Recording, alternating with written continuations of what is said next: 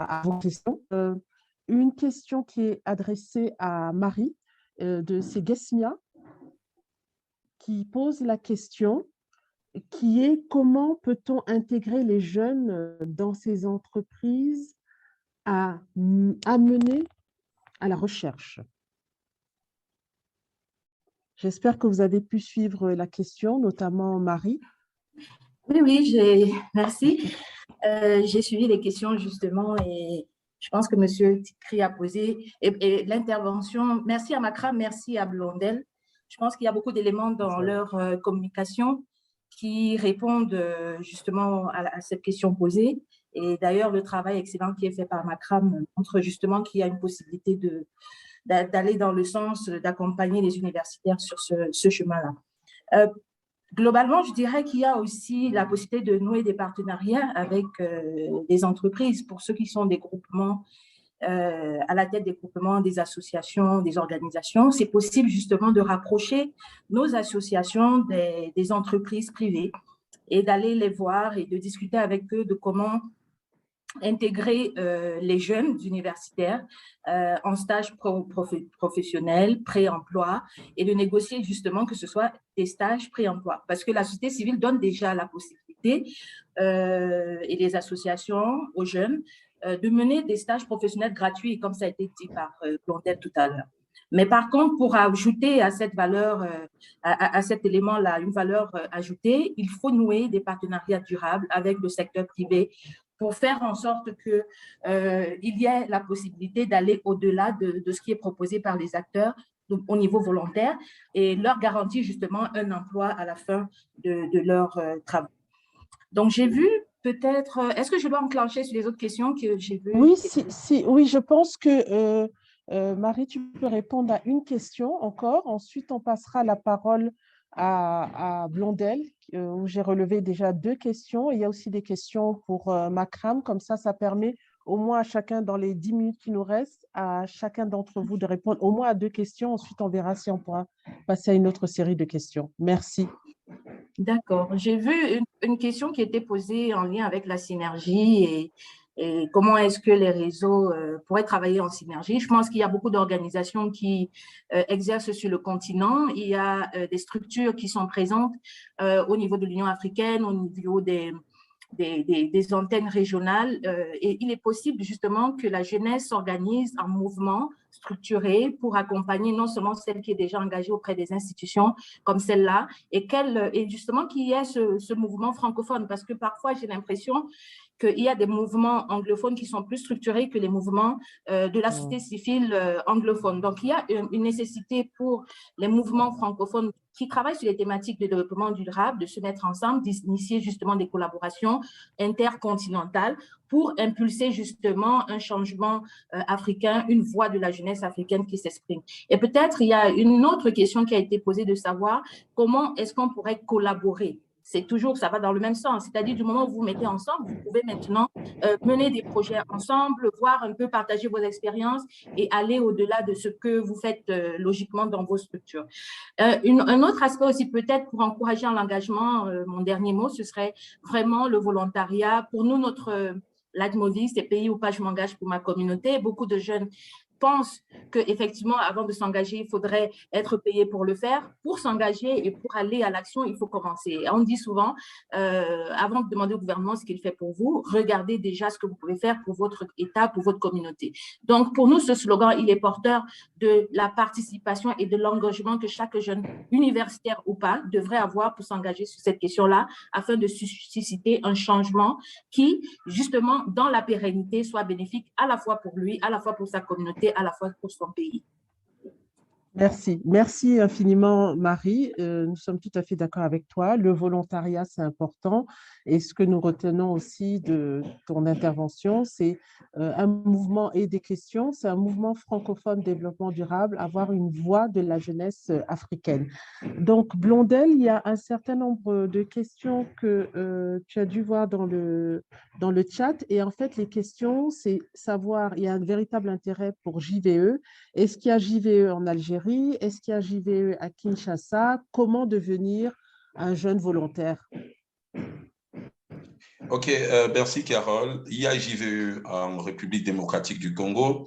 Je pense que j'ai partagé mon adresse et mes contacts dans le chat pour ceux qui sont intéressés à intégrer les antennes de JVE dans leur pays. Vous avez mes contacts dans le chat, que ce soit mon contact WhatsApp ou bien mon contact email. Vous pouvez me contacter ainsi. Je vous mettrai en lien avec les responsables des pays respectifs. En Algérie, par contre, je ne suis pas certain, mais je crois que en Tunisie et au Maroc, oui, il y a eu un début de quelque chose, mais je suis pas beaucoup l'actualité de mise en place des, des groupes JVE. Donc, vous pouvez aussi également vous adresser directement au niveau du secrétariat international qui est basé à Lomé au Togo, qui peut éventuellement vous donner information. Mais si vous souhaitez, je peux vous donner l'information. En Mauritanie également, on a eu des débuts de JVE, mais je ne sais pas à quel niveau ça se situe actuellement. Mais je sais quand même qu'il y a eu un début de mise en place de l'organisation, ainsi qu'à Madagascar. Mais maintenant, pour à quel niveau l'organisation se situe, là, je ne peux pas vraiment vous dire. Comme j'ai dit dans ma présentation, JVE est un mouvement qui donne une certaine autonomie par pays. Ça veut dire que JVE Cameroun, par exemple, a son conseil d'administration, JVE Cameroun a son bureau exécutif, JVE Cameroun mobilise personnellement ses financements pour conduire ses activités en fonction de son paysage économique et des stratégies mises en œuvre votées par son conseil d'administration. JVE Cameroun organise ses assemblées générales et maintenant, il peut arriver qu'il y a des projets que nous portons en commun. Par exemple, actuellement, nous sommes en train de travailler sur quelque chose avec l'Organisation internationale de la francophonie qui va couvrir une trentaine de pays, notamment une bonne partie des pays en Afrique. Donc, c'est un peu la démarche au sein de JVE. C'est beaucoup plus votre leadership qui va vous propulser. JVE peut vous offrir des facilités pour participer, par exemple, aux conférences internationales où vous aurez l'opportunité de rencontrer les décideurs, les partenaires au développement et de présenter les initiatives que vous portez dans vos pays respectifs. Donc, voilà un peu notre démarche. Merci, merci beaucoup, Blondel. Je pense que tu vas continuer à suivre et regarder les questions, les différentes questions concernant les pays, etc. Ce que nous retenons, c'est l'autonomie de JVE et le leadership. Il y a aussi beaucoup d'intérêt par rapport à la présentation de Makram. Je suis sûre qu'il va défiler un peu les questions. Donc, il y a des questions sur comment s'intégrer en tant qu'étudiant. Faut-il passer par des bourses? En fait, votre programme a suscité beaucoup d'intérêt. Il y a des questions des jeunes, des chercheurs, des étudiants qui veulent savoir comment y participer. Donc, je ne sais pas si en quelques minutes, vous pouvez leur répondre. Oui, bien sûr. En fait, ce projet est lancé par l'Union européenne, comme j'ai dit.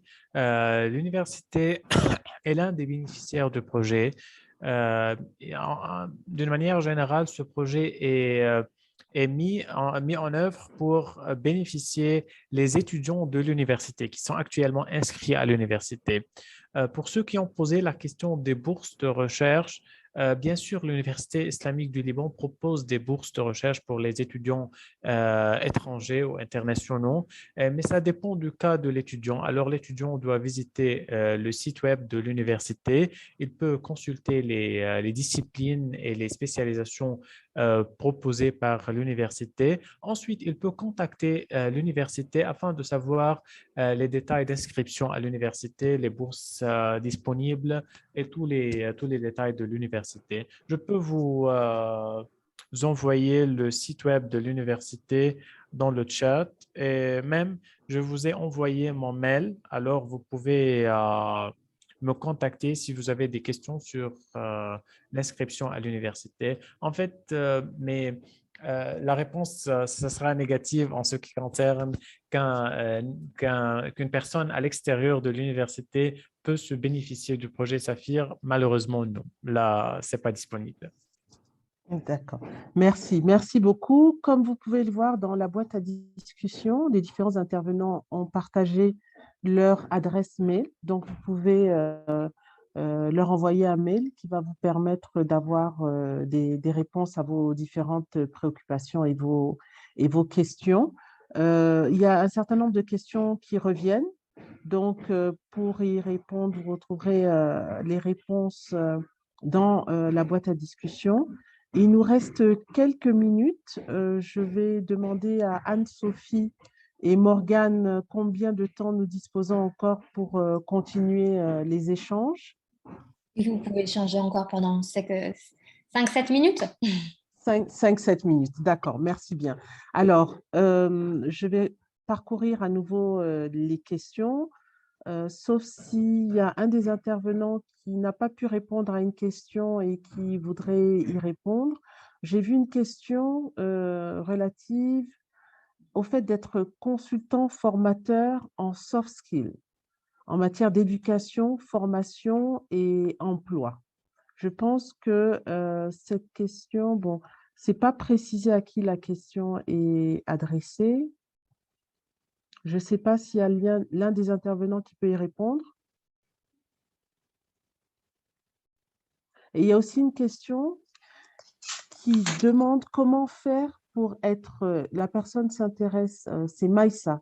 Maïssa s'intéresse sérieusement au changement climatique et demande comment faire pour devenir négociatrice en climat, comme cela a été mentionné. Je pense que peut-être Marie pourra y répondre, mais je sais aussi qu'il y a une formation qui est dispensée par la francophonie et qui est une formation dédiée aux femmes pour devenir négociatrice en climat.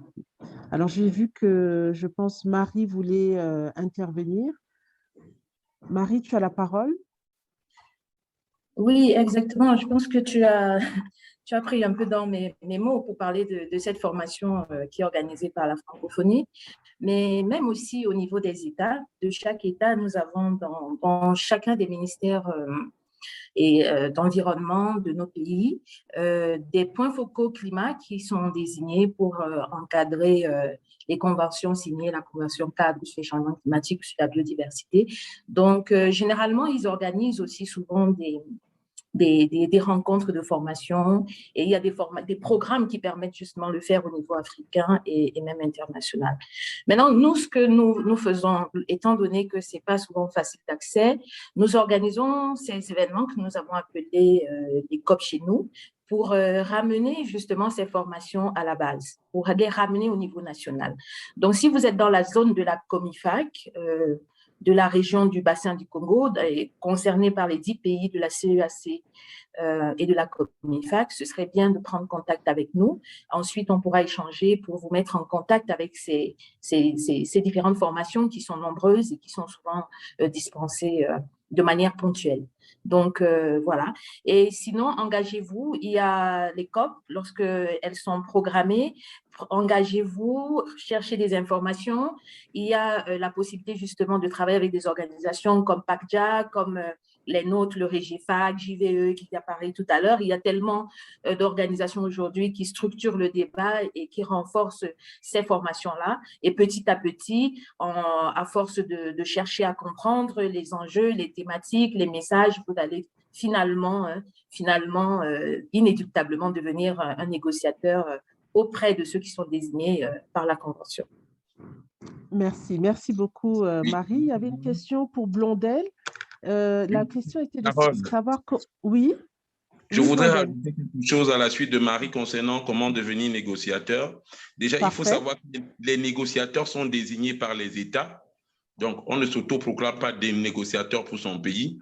Ou bien la participation à une conférence sur des Nations Unies sur le climat ou sur la désertification ne vous octroie pas le titre de négociateur officiel de votre pays. Donc, le négociateur principal ou les négociateurs sont désignés par les États et en l'occurrence pour le Cameroun, c'est le ministère de l'Environnement qui s'occupe de la désignation de ces négociateurs en collaboration avec les conventions respectives, que ce soit la désertification, que ce soit le changement climatique ou la biodiversité. Alors, pour faire un petit crochet sur ce que Marie a évoqué, Si vous souhaitez devenir négociateur, l'une des approches que moi je proposerais serait dans un premier temps d'identifier dans des thématiques, parce que quand on dit changement climatique, il y a beaucoup de choses dedans.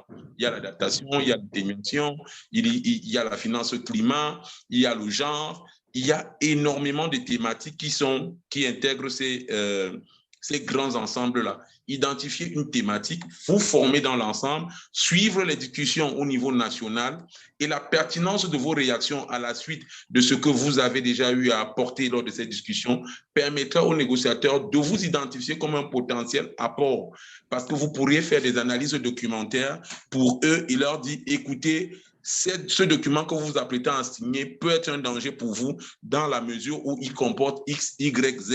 Il n'y a pas beaucoup d'experts en Afrique. Retenez par exemple, le Cameroun a 2 négociateurs. Vous pensez que 2 négociateurs peuvent aborder les pertes et dommages, la finance climat, l'adaptation, l'atténuation. Dans chacun de ces chapitres-là, il y a encore une dizaine ou une quinzaine d'autres sous-chapitres. Est-ce qu'ils ont la capacité, s'ils voient en vous, comme on dit souvent dans le jargon camerounais, le bon petit, donc le petit qui peut travailler, qui peut apporter sa contribution à la recherche de solutions, je crois qu'ils vous intégreront dans leur team et partant de là, avec le temps, vous pourriez donc devenir le négociateur que vous voulez être. Mais ça prend du temps et ça demande de l'engagement, ça demande de la lecture. Parce que ça, c'est aussi l'un des problèmes majeurs de la jeunesse africaine. Elle ne lit pas. IISD produit tous les jours des notes de synthèse sur les discussions internationales. Mais par moment, un appel passe là-bas inaperçu. Pourquoi? Parce que les jeunes ne prennent pas le temps de lire et ne rêvent que de se voir positionner, parachuter à je ne sais quel niveau. Il faut qu'on lise et la lecture pourra nous sauver. Il faut que beaucoup de jeunes lisent et s'intéressent. Tout est disponible et c'est en ligne et gratuitement. Merci infiniment, Blondel, pour ces précisions qui sont extrêmement importantes. Le domaine de changement climatique, protection de l'environnement, etc., est extrêmement vaste. Et comme tu l'as si bien dit, il faut lire, il faut s'informer, il faut se former. Et à partir de là, on peut prétendre à certains postes ou une expertise. Je me permets de te garder, Blondel, parce qu'il y a plusieurs questions sur la participation à la COP 15 que tu as, sur la désertification qui a lieu dès la semaine prochaine en Côte d'Ivoire, que tu as évoquée. OK. Pour la participation à la COP 15, il y a 2 étapes principales. La première étape est celle de l'obtention de l'accréditation. JVE est une organisation accréditée auprès de la Convention des Nations Unies sur la désertification. Alors, nous donnons gratuitement des accréditations à tous ceux qui souhaitent participer. Je l'ai évoqué lors d'une de mes prises de parole dans le chat, l'enjeu majeur est celui du financement de la participation. Malheureusement, les offres de financement qui étaient disponibles ne sont plus parce qu'on est à quelques jours. Les jeunes qui devraient participer ont déjà été retenus. Nous avons eu la chance également d'avoir une jeune demoiselle de JVE Cameroun qui travaille notamment dans la partie septentrionale sur des questions relatives à la désertification, qui a été retenue pour représenter la jeunesse du Cameroun à cette discussion-là. Donc, je dois vous dire, ça se prépare au moins 1 an à l'avance. Oui. Ce n'est pas maintenant qu'on va le faire, mais vous pouvez toujours participer. Si vous avez vos ressources personnelles, vous me faites signe, j'ai laissé mon adresse dans le chat, vous me faites signe, je vous fais une accréditation. Maintenant, vous devrez avoir votre logement, vos per diem journaliers pour pouvoir manger, vos frais de déplacement, parce que ça se tient à Cocody. Et pour ceux qui connaissent Abidjan, Cocody, c'est le quartier résidentiel, il n'y a pas de petits hôtels environ, dont l'essentiel des participants, des jeunes qui voudront se loger, seront au moins à 2000 fois 2, donc 4000 francs de taxi par jour pour quitter leur logement pour se rendre au centre des conférences. Donc, si vous avez un budget en francs CFA, je crois que d'environ 1 million, vous pouvez partir. Vous nous faites signe, on vous donne tous les éléments et vous nous rejoignez à Abidjan.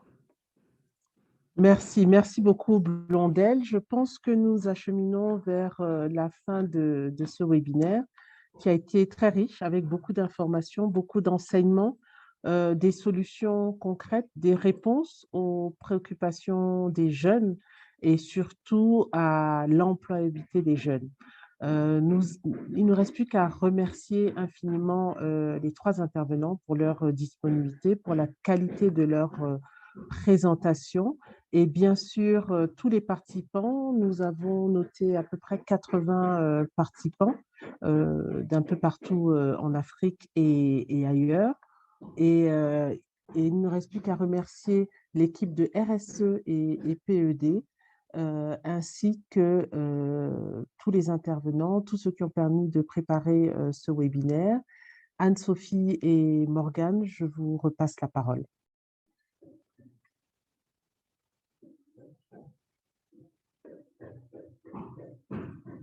Oui, ben, encore un grand merci à toutes et tous. Vraiment, c'était des présentations passionnantes qui ont passionné tous les auditeurs. J'ai vu défiler des commentaires très dithyrambiques.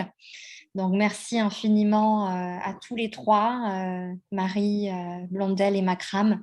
Et un grand merci, un énorme merci à Carole également pour son intervention, pour toutes ces questions très pertinentes, sa modération de grande qualité. Donc, bravo vraiment à tous les quatre. C'était un plaisir de vous écouter et de suivre ce webinaire. Je pense que vous avez donné des réponses très pertinentes et très utiles aux auditeurs qui souhaitent s'engager davantage pour l'environnement, pour le climat, pour le développement durable de manière globale. Je vous invite à rejoindre notre mouvement RSE et développement. Je vous mets un lien sur la barre de discussion. Donc, vous êtes les bienvenus à adhérer à notre association, à nous rejoindre pour mettre en place davantage d'actions communes et pour aller de l'avant pour notre engagement collectif pour l'environnement et le développement durable. Je vous invite aussi donc à nous rejoindre. Donc, dans 2 semaines environ, nous aurons un webinaire qui sera consacré au leadership féminin, à la RSE, à l'innovation et au leadership féminin. Donc, j'espère que vous aurez également beaucoup de plaisir à suivre les intervenantes qui s'avèrent passionnantes. Et je vous remercie infiniment encore une fois pour votre participation active, pour vos questions.